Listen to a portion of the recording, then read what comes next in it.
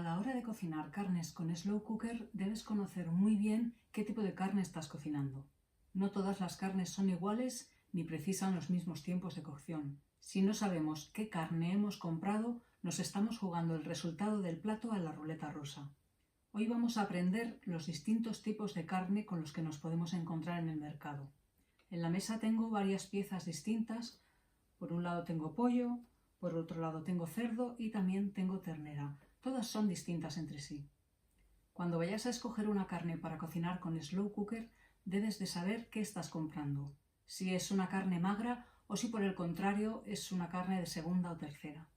Las carnes magras no tienen grasa infiltrada o tienen una pequeña proporción de ella. Son carnes que necesitan muy poco tiempo de cocción para estar tiernas. Seguro que te suena eso que se suele decir sobre el lomo de cerdo o la pechuga de pollo de que son secos. En realidad no son carnes secas, son carnes que precisan una cocción muy delicada. Si las pasamos de punto, entonces sí obtendremos unas carnes secas. Si las mimamos con una cocción suave y adecuada, generalmente con un termómetro que nos avise de la temperatura corazón de producto, obtendremos unas carnes tiernas y jugosas. Las carnes de segunda y tercera, que se suelen conocer como carnes duras, son unas carnes que tienen infiltración de tejidos y una proporción alta de grasa. Estas carnes necesitan tiempos largos de cocción, por eso son adecuadas para la cocina con slow cooker, especialmente para su cocción en baja. Voy a separar estas carnes que tengo en la mesa para que veas claramente cuáles son magras y cuáles son de segunda o de tercera. Las carnes magras van a estar a este lado y las carnes de segunda y tercera van a quedar a este. La pechuga de pollo se queda en su sitio. El cuarto trasero de pollo va a este lado. El solomillo de cerdo lo pasamos a este lado. La falda de ternera se va a quedar aquí.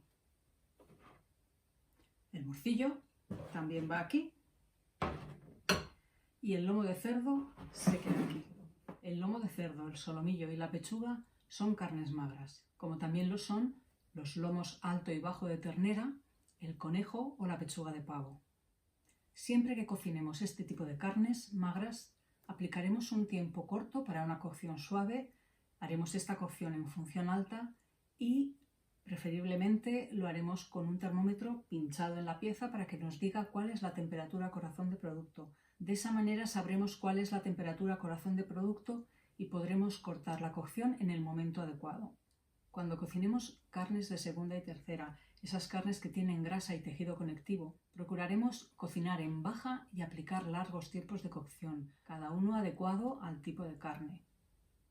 Además de la falda y de la ternera, podemos incluir en las carnes de segunda y tercera las carrilleras, el rabo, la paleta de cerdo, la aguja de ternera y de cerdo, la aleta y el osobuco, la panceta, las costillas y la papada de cerdo.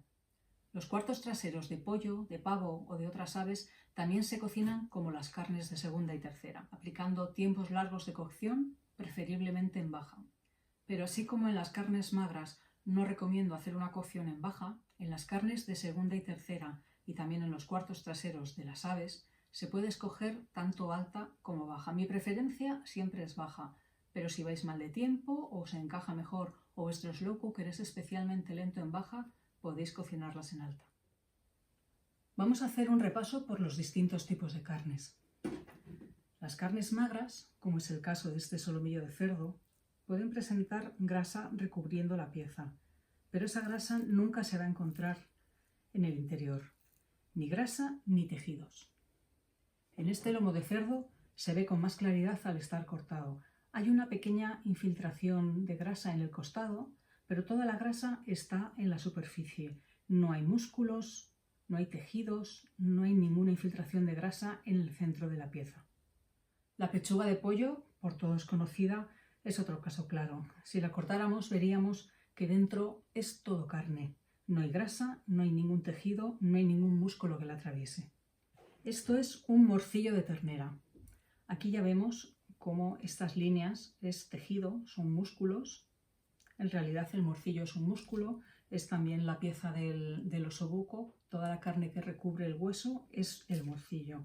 Entonces en el corte ya estamos viendo, aquí, a ver, en el corte ya estamos viendo cómo la atraviesa una fina capa de tejido, por aquí, por aquí, por aquí.